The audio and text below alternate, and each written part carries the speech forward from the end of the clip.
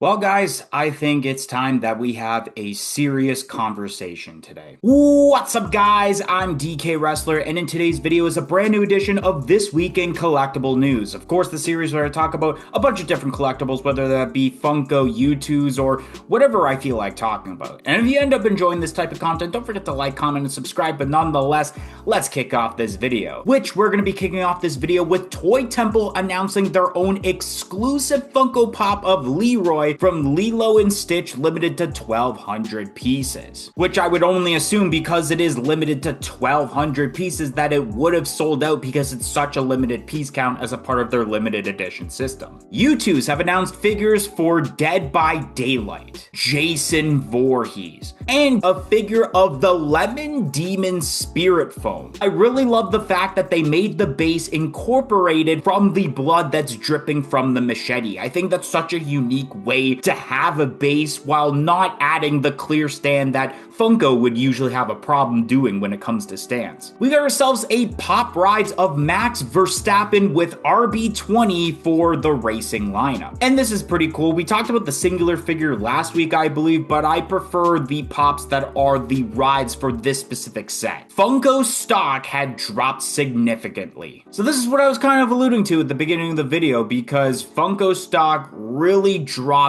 after the announcement of the brand new CEO being added to the company as of September. And when I found out about the news, the stock had dropped to $2.60 something cents, I believe. Which I don't know too much about stocks, but I feel like that's like a really bad thing, especially knowing that I believe when COVID started, the stock was around $3 to $4. So this kind of has a lot of people talking and kind of has us thinking about the future of Funko. And I think stuff like this is the reason why I feel like I made a very great decision of making another YouTube channel, because honestly, I feel that making content about Funko is not going to be long term. And you guys may have seen on this channel of me trying out different content like food reviews, which is my way of trying to expand to different things in case there was ever a day where I open up my phone and see Funko files for bankruptcy. Because if I continued this channel with just Funko, and if there was the day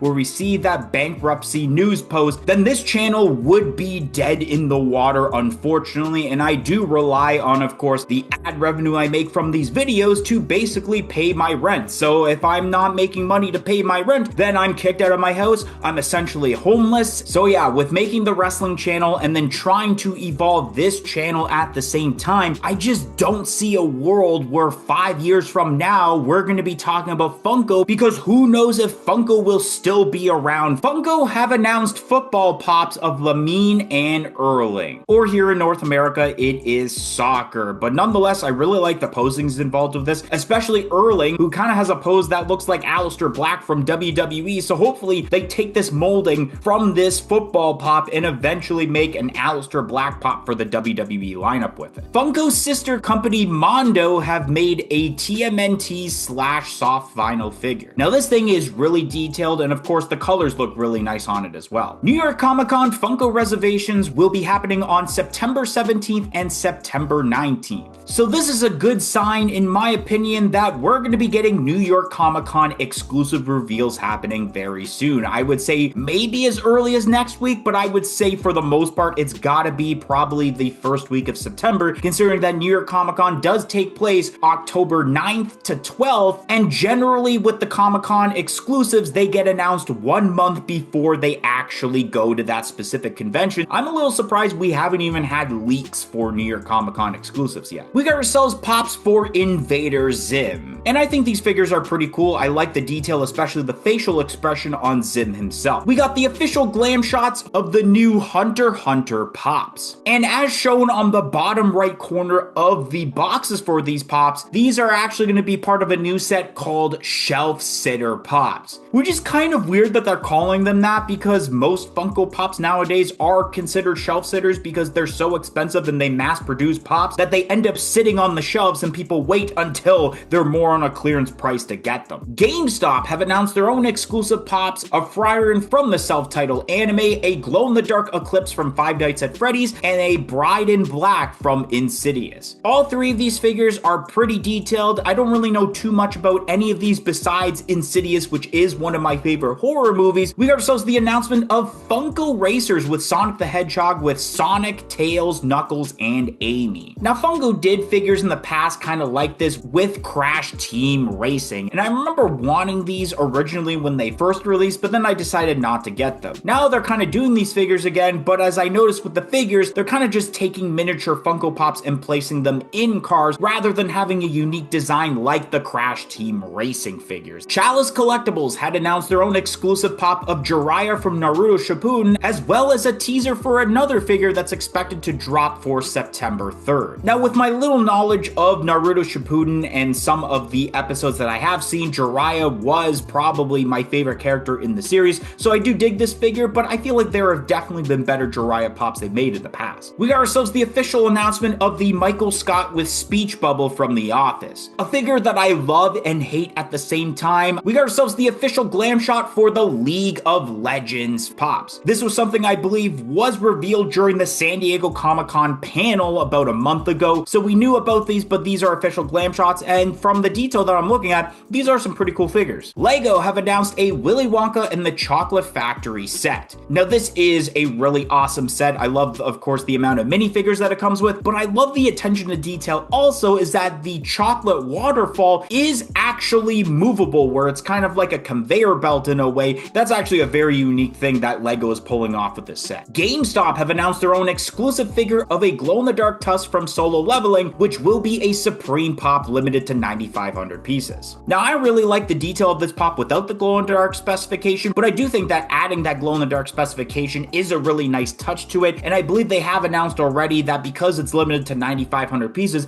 even though I never really think 9,500 pieces is actually that limited, that it will be only available at select stores, so you better reach out to your local GameStop and see if it's available. Funko have announced their own exclusive pop of a glow-in-the-dark Iron Man for the Infinity Saga set. This is actually a pretty sweet figure because a lot of the Infinity Saga pops we've gotten so far were those stupid half and half pops they've done with like Thor, but this is actually pretty sweet, and I like the fact that you have like the explosions coming out of the contraptions for Iron Man, and that's the part that glow in the dark. That's really nice. Pokemon have announced a Team Rocket Moltres Ultimate Premium Collection box. It's not too often that I talk about Pokemon stuff, but of course when it does get announced, I do have to talk about it because it is a huge thing in the collectible world. Tubbs have announced various horror-related figures for Horror Week, and this is actually a really cool set of figures that got announced, including the figure of Megan. I think the highlight of this set for me would have to be the Grabber. Today I wanted to give a shout out to Sentinel 107, and the reason that they ended up getting a shout out is because they joined our YouTube channel membership, which only cost $1.99 a month. Not only do you get the shout out, but you do get lots of other perks, including early access to every single video and shorts that we produce on this channel. So definitely consider joining our YouTube channel membership. It will be greatly appreciated and will go a long way of helping out this channel a lot. So definitely consider it, but let's get right back to the video. Next up, we have Edison from One Piece, and I think this pop looks pretty cool. I don't know too much about One Piece, of course, but it's pretty detailed. And in case you're wondering where I am, because I'm definitely in a different setting than what I've been doing throughout this video, I'm actually at Fan Expo Canada 2025 as I'm doing a Funko Pop Hunt video, which if you're watching this video the day of release, that Fan Expo video will be released tomorrow here on the channel,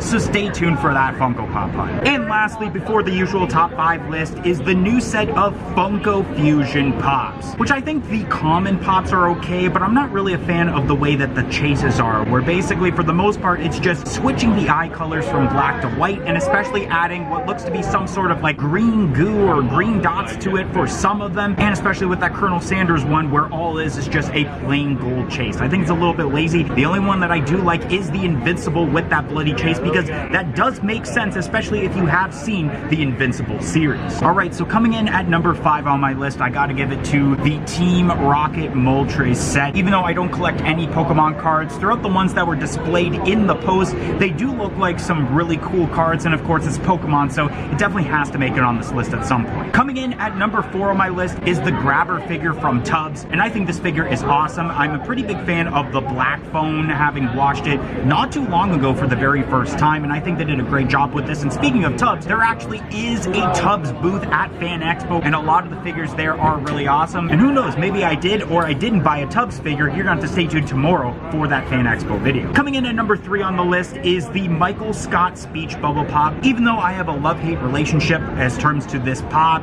this is a figure that I'm going to end up adding to my collection at some point because I do collect the entire set of The Office with only a select handful I need to complete the set. Coming in at number 2 on my list is the Willy Wonka set from Lego, which I think this set is really awesome. I think the way that they pulled it off with the minifigures and especially the whole conveyor belt thing going on where you can actually have the waterfall effect with the chocolate waterfall is absolutely amazing, but I don't see myself really getting it. And coming in at number 1 is the Jason Voorhees figure from YouTube. This thing is absolutely amazing. I've mentioned that already with the detail involved, especially using the blood that's pouring from the machete as terms to the base.